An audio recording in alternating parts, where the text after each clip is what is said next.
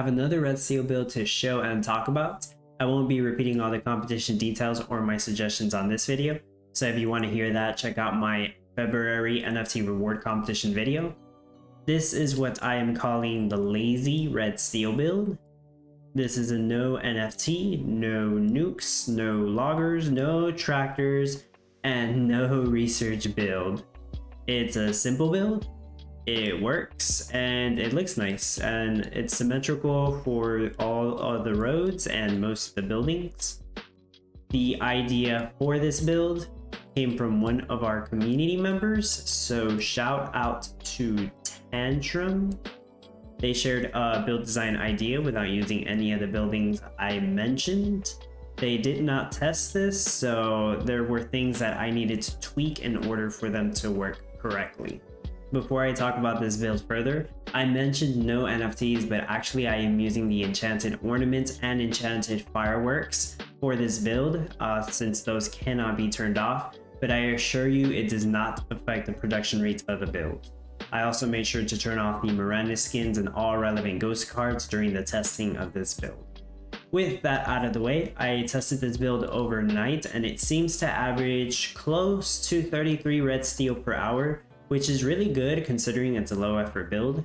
You don't even need to get a desert for it since you aren't utilizing the oil seep for this one, but you do need to get the one mountain edge for the faster iron mines. With all the power plants in this build, it becomes a full passive energy build, which is excellent, so you don't need to be crafting any energy. I'm going to explain how many of each building I am using. So there are a total of 16 iron mines across the mountain. There are 11 steel mills total, so these 8 steel mills are crafting regular steel. And then I have these 3 steel mills crafting red steel next to the 2 silos that will be filled up with strawberries.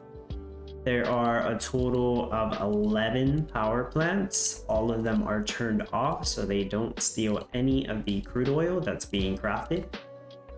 I do have the gas setup over here, so the refinery making petroleum is right here. The refinery making gasoline is right here. The fuel storage is right next to the refinery making petroleum, that way it can pick up the crude oil quickly. I have 2 oil pumps for the crude oil and I have a forklift picking up the crude oil, although an industrial worker would work just fine. There are a total of 8 lumber mills for all the lumber. There are 5 farmhouses to pick up strawberries, a total of 8 strawberry fields, 6 in the middle right here and 1 on each corner over here. As for the lumberjack houses, there are a total of 26 of them in this build. And as far as the trees, I believe there are a total of 38 trees in this build. Water facilities, there are a total of 14 water facilities at the trade depot over here. A total of 4 warehouses and 2 lumber yards. So one thing I can mention is it is doing close to 33 red steel per hour. It is actually lacking water drums.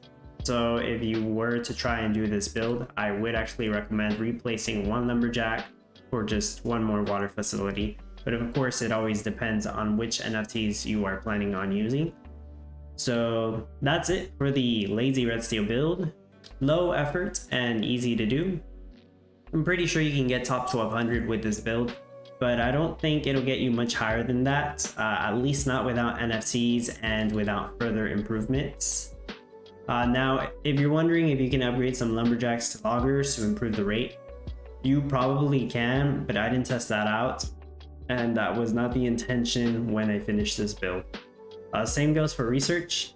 If you place a research center down, just replace one of the lumberjacks and hopefully you already have the fancy cakes and the jack-o'-lanterns ready beforehand for the global speed boost. Otherwise, you're going to struggle getting it done once this build design is completed. Well, that's all I have for this one. I've shared 3 build designs for the red steel competition this week.